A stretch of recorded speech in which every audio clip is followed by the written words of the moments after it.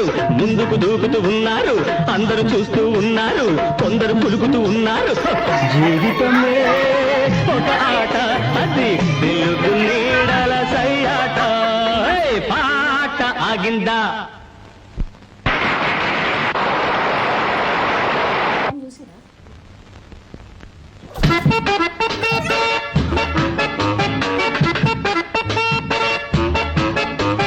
నీలి నీలి పూల చీర చిన్నమ్మ గారు, అయ్యో పాపం ఆఖరి దశలో అవుట్ అయిపోయారు.